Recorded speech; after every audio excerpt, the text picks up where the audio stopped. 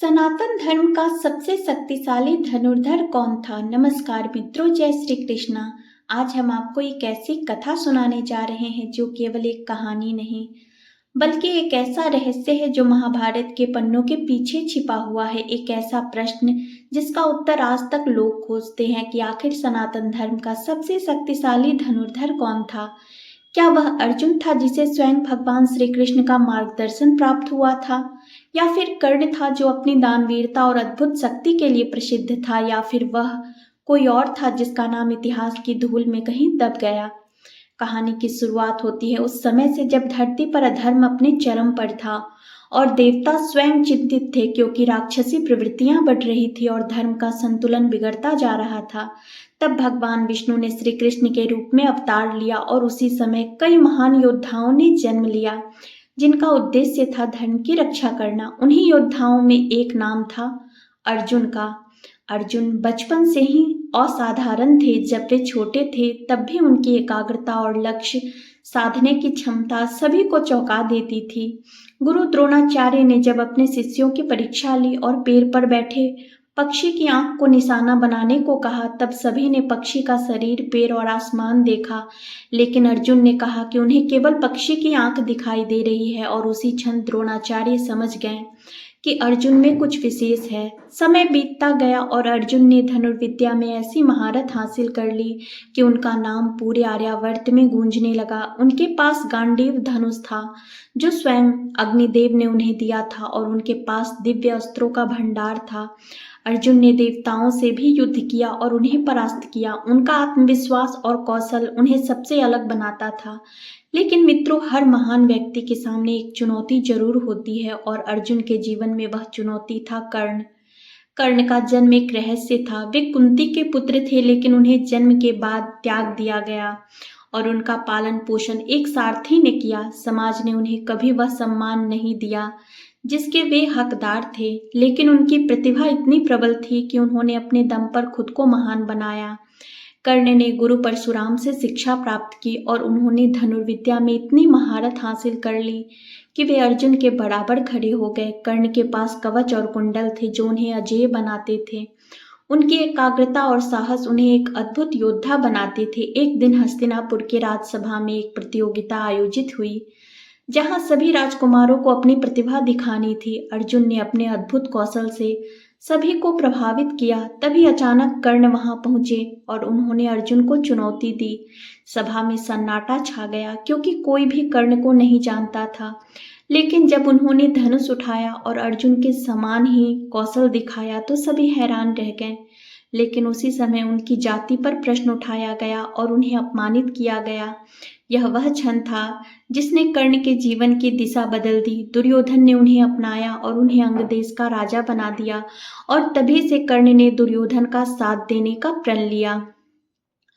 अब कहानी और गहराती है क्योंकि अर्जुन और कर्ण के अलावा एक और नाम था जो इस प्रतियोगिता में शामिल नहीं था, लेकिन जिसकी प्रतिभा सबसे अलग थी। वह था एकलव्य। एकलव्य जो वन में रहता था, जिसने कभी किसी गुरु से शिक्षा नहीं ली, लेकिन उनकी लगन इतनी प्रबल थी कि उसने स्वयं ही द्रोणाचार्य की प्रतिमा बनाकर अभ्यास शुरू कर दिया। दिन रात अभ्यास करते करते एकलव्य इतना महान बन गया कि वह अर्जुन से भी आगे निकल सकता था। जब द्रोणाचार्य को यह पता चला तो उन्होंने उससे गुरु दक्षिणा में उसका अंगूठा मांग लिया, और एकलव्य ने बिना किसी प्रश्न के अपना अंगूठा दे दिया। यह त्याग उनकी महानता का प्रमाण था, लेकिन इसी के साथ उनकी धनुर्विद्या की गति भी रुक गई। अब अर्जुन को लगने लगा कि वह इस संसार का सबसे महान धनुर्धर है, लेकिन श्री कृष्ण सब कुछ देख रहे थे और जानते थे कि अभी भी एक ऐसा रहस्य बाकी है जो अर्जुन के अहंकार को तोड़ देगा। महाभारत का युद्ध प्रारंभ होने वाला था और उसी समय एक और अद्भुत योद्धा का आगमन हुआ जिसका नाम था बर्बरीक। बर्बरीक जो घटोत्कच का पुत्र था और भीम का पौत्र था। बर्बरीक बचपन से ही अत्यंत शक्तिशाली था। उसने भगवान शिव की तपस्या करके 3 दिव्य बाण प्राप्त किए थे। ये 3 बाण साधारण नहीं थे। पहला बाण दुश्मनों को चिन्हित करता था, दूसरा बाण उन्हें समाप्त कर देता था और तीसरा बाण वापस तर्कस में लौट आता था। बर्बरीक की शक्ति इतनी अद्भुत थी कि वह अकेले ही पूरे महाभारत युद्ध को समाप्त कर सकता था। जब श्री कृष्ण को यह पता चला तो उन्होंने सोचा कि यदि बर्बरीक युद्ध में उतरा तो धर्म और अधर्म का संतुलन बिगड़ जाएगा, क्योंकि बर्बरीक ने प्रण लिया था कि वह हमेशा हारने वाले पक्ष का साथ देगा। और यहीं से कहानी एक ऐसे मोड़ पर पहुंचती है जहां से सबसे बड़ा रहस्य खुलने वाला है। और यहीं से कहानी एक ऐसे मोड़ पर पहुंचती है जहां से सबसे बड़ा रहस्य खुलने वाला है। महाभारत का युद्ध आरंभ होने ही वाला था। चारों ओर शंखनाद गूंज रहे थे। कुरुक्षेत्र की भूमि पर लाखों योद्धा एकत्र हो चुके थे। हर किसी के मन में केवल एक ही विचार था, विजय प्राप्त करना। लेकिन उसी समय एक योद्धा इस भूमि पर आया जिसकी उपस्थिति ने स्वयं श्री कृष्ण को भी सोचने पर मजबूर कर दिया। वह था बर्बरीक। बर्बरीक अपने रथ पर सवार होकर युद्ध भूमि की ओर बढ़ रहा था। उसकी आंखों में तेज था, उसके चेहरे पर आत्मविश्वास था और उसके हाथों में वह दिव्य धनुष था जो किसी भी साधारण धनुर्धर के लिए असंभव था। जैसे ही वह कुरुक्षेत्र के निकट पहुंचा, उसकी भेंट एक ब्राह्मण से हुई। वह ब्राह्मण कोई और नहीं बल्कि स्वयं भगवान श्री कृष्ण थे जो उसका परीक्षण करने आए थे। ब्राह्मण रूप में श्री कृष्ण ने मुस्कुराते हुए पूछा, हे वीर, तुम कौन हो और इस युद्ध भूमि में किस उद्देश्य से जा रहे हो? तब बर्बरीक ने विनम्रता से उत्तर दिया कि मैं घटोत्कच का पुत्र बर्बरीक हूँ और मैं इस युद्ध में भाग लेने आया हूँ। मैंने प्रण लिया है कि मैं हमेशा हारने वाले पक्ष का साथ दूंगा। यह सुनकर श्री कृष्ण गंभीर हो गए, क्योंकि वे जानते थे कि यदि बर्बरीक युद्ध में उतरता तो यह युद्ध कभी समाप्त नहीं होता, क्योंकि जैसे ही एक पक्ष कमजोर होता, बर्बरीक उसकी सहायता करता और फिर दूसरा पक्ष कमजोर हो जाता और यह क्रम अनंत काल तक चलता रहता। श्री कृष्ण ने बर्बरीक की परीक्षा लेने का निश्चय किया। उन्होंने पूछा, हे वीर, तुम्हारे पास कितने बाण हैं और तुम क्या कर सकते हो? तब बर्बरीक ने कहा, मेरे पास केवल 3 बाण हैं, लेकिन ये तीनों ही पर्याप्त हैं पूरे संसार को समाप्त करने के लिए। श्री कृष्ण ने आश्चर्य का भाव दिखाते हुए कहा, क्या तुम सच में ऐसा कर सकते हो? तब बर्बरीक ने कहा, हाँ, यदि आप आदेश दे तो मैं इस पेड़ के सभी पत्तों को एक ही बाण से भेज सकता हूँ। श्री कृष्ण ने उसकी परीक्षा लेने के लिए पेड़ की ओर इशारा किया और चुपचाप एक पत्ता अपने पैर के नीचे छिपा लिया। बर्बरीक ने ध्यान लगाया और पहला बाण छोड़ा। वह बाण बिजली की गति से उड़ता हुआ गया और एक एक करके सभी पत्तों को चिन्हित करने लगा। और फिर वह बाण घूमकर श्री कृष्ण के पैर के चारों ओर चक्कर लगाने लगा, मानो वह छिपे हुए पत्ते को खोज रहा हो। यह देखकर श्री कृष्ण समझ गए कि बर्बरीक की शक्ति असाधारण है। उन्होंने तुरंत अपना पैर हटा लिया और बाण ने उस पत्ते को भी भेद दिया। अब श्री कृष्ण को पूर्ण विश्वास हो गया कि यह युद्ध अकेले ही पूरे युद्ध का परिणाम बदल सकता है। और तभी उन्होंने एक निर्णय लिया जो इतिहास में अमर हो गया। श्री कृष्ण ने ब्राह्मण के रूप में बर्बरीक से कहा, हे वीर, यदि तुम इतने महान हो तो क्या तुम मुझे कुछ दान दे सकते हो? बर्बरीक ने तुरंत कहा, ब्राह्मण देव, आप जो चाहे मांग सकते हैं, मैं अपना सर्वस्व देने को तैयार हूँ। तब श्री कृष्ण ने कहा, मुझे तुम्हारा शीश चाहिए। यह सुनकर कुछ क्षण के लिए समय मानो रुक गया, लेकिन बर्बरीक के चेहरे पर कोई भय नहीं था। उसने मुस्कुराते हुए कहा, यदि यही आपकी इच्छा है तो मैं अपना शीश आपको अर्पित करता हूँ। बर्बरीक ने अपने हाथों से अपना शीश काटकर श्री कृष्ण को अर्पित कर दिया। यह दृश्य इतना अद्भुत और हृदय विदारक था कि देवता भी इसे देखकर भावुक हो उठे। तब श्री कृष्ण अपने वास्तविक रूप में प्रकट हुए और बर्बरीक के बलिदान से प्रसन्न होकर उसे वरदान दिया कि वह पूरे महाभारत युद्ध को देख सकेगा और उसके सिर को एक ऊंचे स्थान पर स्थापित कर दिया गया जहां से वह संपूर्ण युद्ध को देख सकता था। महाभारत का युद्ध आरंभ हुआ। अर्जुन अपने गांडीव के साथ रणभूमि में उतरे। कर्ण अपने दिव्य अस्त्रों के साथ लड़े। भीष्म पितामह और द्रोणाचार्य जैसे महान योद्धा अपनी पूरी शक्ति से युद्ध लड़ रहे थे, लेकिन इस पूरे युद्ध को एक साक्षी के रूप में देख रहा था बर्बरीक का सिर। दिन बीतते गए और युद्ध अपने चरम पर पहुंच गया। अंततः पांडवों की विजय हुई। युद्ध समाप्त होने के बाद पांडवों के बीच यह विवाद उत्पन्न हुआ कि इस विजय का सबसे बड़ा श्रेय किसे जाता है। अर्जुन को अपने कौशल पर गर्व था, भीम को अपनी शक्ति पर और अन्य योद्धाओं को भी अपने अपने योगदान पर गर्व था।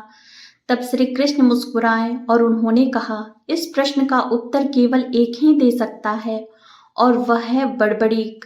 सभी बर्बरीक के सिर के पास पहुंचे और उनसे पूछा, हे महान वीर, आपने पूरे युद्ध को देखा है, बताइए इस विजय का सबसे बड़ा श्रेय किसे जाता है।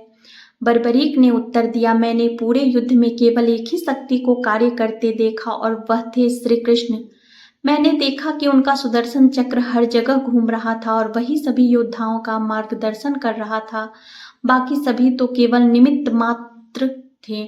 यह सुनकर अर्जुन का अहंकार पूरी तरह समाप्त हो गया और उन्होंने श्री कृष्ण के चरणों में झुककर प्रणाम किया। और यहीं पर यह रहस्य खुलता है कि सबसे शक्तिशाली धनुर्धर वह नहीं था जो केवल तीर चलाता था, बल्कि वह था जो धर्म के लिए अपना सर्वस्व त्याग देता है। और जब बर्बरीक ने यह कहा कि पूरे महाभारत युद्ध में केवल भगवान श्री कृष्ण ही हर स्थान पर सक्रिय थे और वही सुदर्शन चक्र के माध्यम से सब कुछ संचालित कर रहे थे, तब वहां उपस्थित सभी योद्धा स्तब्ध रह गए, क्योंकि जिस विजय का श्रेय वे स्वयं को दे रहे थे वह वास्तव में ईश्वर की योजना का एक छोटा सा हिस्सा मात्र था। और उसी क्षण अर्जुन का अहंकार पूरी तरह समाप्त हो गया। उनकी आंखों में विनम्रता आ गई और उन्होंने श्री कृष्ण के चरणों में झुककर कहा, हे माधव, अब मैं समझ गया कि मैं कुछ भी नहीं हूँ। यदि आप मेरे साथ ना होते तो मैं एक साधारण योद्धा भी नहीं बन पाता। श्री कृष्ण मुस्कुराए, क्योंकि यही वह क्षण था जिसका उन्हें इंतजार था, जब अर्जुन अपने अहंकार से मुक्त होकर सच्चे ज्ञान को प्राप्त करेंगे। उन्होंने अर्जुन को उठाया और कहा, हे पार्थ, यही जीवन का सत्य है। मनुष्य चाहे कितना भी महान क्यों न बन जाए, उसकी शक्ति सीमित होती है, लेकिन जब वही मनुष्य अपने अहंकार को त्याग कर ईश्वर पर विश्वास करता है, तब वह असंभव को भी संभव कर सकता है। वहीं दूसरी ओर कर्ण की कथा भी इस सत्य को दर्शाती है। कर्ण ने जीवन भर संघर्ष किया, अपमान सहा, लेकिन कभी अपने सिद्धांतों को नहीं छोड़ा। उन्होंने दान और वचन को सबसे ऊपर रखा और अंत तक अपने मित्र दुर्योधन का साथ निभाया। भले ही उन्हें पता था कि यह मार्ग उन्हें विनाश की ओर ले जाएगा। कर्ण की वीरता और त्याग उन्हें एक महान धनुर्धर बताते हैं। और यदि हम एकलव्य की बात करें तो उनका समर्पण और गुरु भक्ति अतुलनीय थी। उन्होंने बिना किसी औपचारिक शिक्षा के धनुर्विद्या में महारत हासिल की और जब समय आया तो उन्होंने गुरु के लिए अपना अंगूठा तक दे दिया। यह त्याग उन्हें एक अद्वितीय स्थान प्रदान करता है। लेकिन इन सभी महान धनुर्धरों के बीच बर्बरीक का स्थान सबसे अलग और विशेष है, क्योंकि उनके पास केवल कौशल ही नहीं बल्कि धर्म की गहरी समझ और त्याग की सर्वोच्च भावना थी। उन्होंने बिना किसी हिचकिचाहट के अपना शीश दान कर दिया और यह सिद्ध कर दिया कि सच्ची शक्ति केवल युद्ध जीतने में नहीं बल्कि अपने अहंकार को जीतने में होती है। समय बीतता गया, महाभारत का युद्ध इतिहास बन गया, लेकिन यह प्रश्न हमेशा जीवित रहा कि सबसे शक्तिशाली धनुर्धर कौन था। और इस प्रश्न का उत्तर हर युग में अलग अलग लोगों ने अपने अपने तरीके से दिया। किसी ने अर्जुन को श्रेष्ठ माना, किसी ने कर्ण को और किसी ने एकलव्य को। लेकिन जो इस कथा के गूढ़ रहस्य को समझते हैं वे जानते हैं कि असली उत्तर केवल एक नाम में नहीं बल्कि उस भावना में छिपा है जो इन सभी के भीतर थी। श्री कृष्ण ने अंत में सभी पांडवों को समझाया कि यह युद्ध केवल बाहरी नहीं था बल्कि यह एक आंतरिक युद्ध भी था, जिसमें हर व्यक्ति को अपने अहंकार, अपने भय और अपने संदेह से लड़ना होता है। और जो इस आंतरिक युद्ध को जीत लेता है वही सच्चा विजेता होता है। बर्बरीक का शीश आज भी पूजित है और उन्हें खाटू श्याम के रूप में जाना जाता है। लोग आज भी उनकी भक्ति करते हैं और उनसे आशीर्वाद मांगते हैं, क्योंकि वे जानते हैं कि उन्होंने अपने बलिदान से यह सिद्ध कर दिया कि सच्चा योद्धा वही है जो धर्म के लिए सब कुछ त्याग सकता है। तो मित्रों, इस पूरी कथा का निष्कर्ष यही है कि सनातन धर्म का सबसे शक्तिशाली धनुर्धर कोई और व्यक्ति नहीं था बल्कि वह शक्ति थी जो अर्जुन की एकाग्रता में, कर्ण के आत्मसम्मान में, एकलव्य के समर्पण में और बर्बरीक के त्याग में समाहित थी। और इन सभी के ऊपर वह दिव्य शक्ति थी जो श्री कृष्ण के रूप में इस पूरे संसार का संचालन कर रही थी।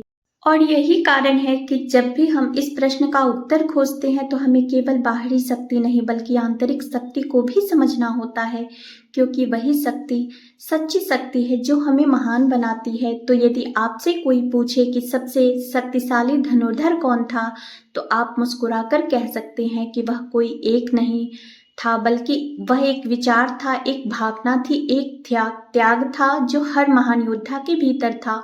और अंत में यही संदेश हमें इस कथा से मिलता है कि जीवन में चाहे कितनी भी बड़ी शक्ति क्यों न प्राप्त हो जाए, हमें कभी भी अहंकार नहीं करना चाहिए, क्योंकि सच्ची महानता विनम्रता में ही छिपी होती है।